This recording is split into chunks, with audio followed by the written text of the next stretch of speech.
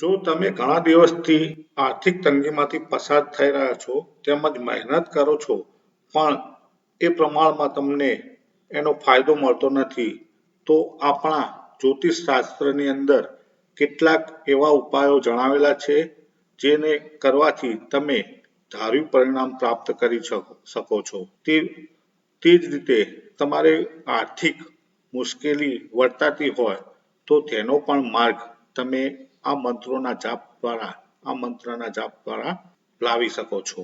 તો આવા કેટલાક મંત્રો છે, એમાં આ એક અક્ષિર મંત્ર કહી શકાય.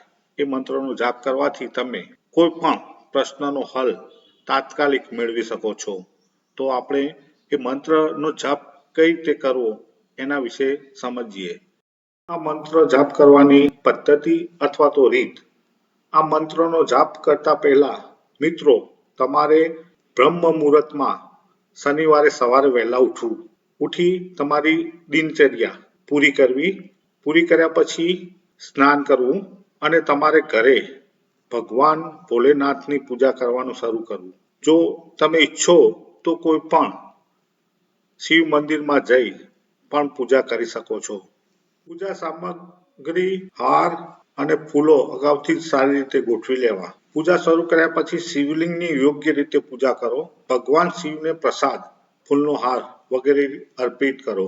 ત્યારબાદ આ મંત્રનો જાપ 1008 વાર કરવો. જાપ માટે રુદ્રાક્ષની માળાનો અવશ્ય ઉપયોગ કરવો.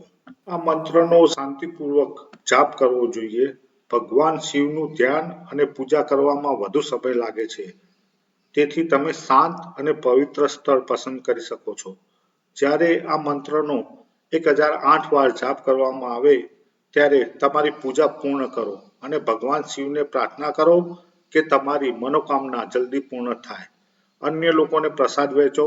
આ પછી જ્યારે પણ તમે નોકરીના ઇન્ટરવ્યૂ માટે જાઓ અથવા પ્રમોશનનો સમય આવે ત્યારે આ મંત્રનો 21 વાર જાપ કરો અને ઘરની બહાર નીકળો.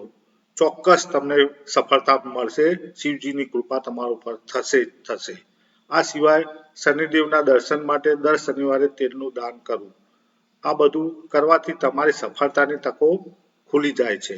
મંત્ર આ પ્રમાણે છે, ખૂબ જ ધ્યાનથી સાંભળજો અને એ પ્રમાણે તમે પણ મંત્ર સિદ્ધ કરવા પ્રયત્ન કરજો.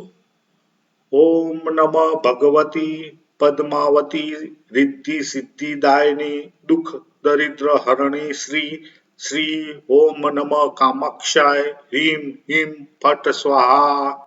હર હર મહાદેવ. મહાદેવ ઉપર વિશ્વાસ કરી આ મંત્રનો જાપ કરજો. ચોક્કસ તમને સફળતા પ્રાપ્ત થશે. તમે જે મનમાં ધાર્યું હશે તે પૂર્ણ થશે. આ મંત્રનો જાપ કરવાથી તમારી નોકરીમાં ઈચ્છિત પ્રગતિ મેળવી શકો છો અને તમારી પસંદગીની નોકરી મેળવી શકો છો. આ મંત્રનો જાપ કરવાથી દેવી લક્ષ્મીની કૃપા પણ તમે પ્રાપ્ત કરી શકો છો, જેના કારણે તમને આર્થિક સંકટનો સામનો પણ કોઈ પણ દિવસે કરવો પડતો નથી. આ મંત્રનો નિયમિત જાપ કરવાથી ઈચ્છિત તમારી જે મનોકામના હોય એ દરેક ક્ષેત્રમાં તમે પ્રાપ્ત કરી શકો છો. ધન્યવાદ. હર હર મહાદેવ.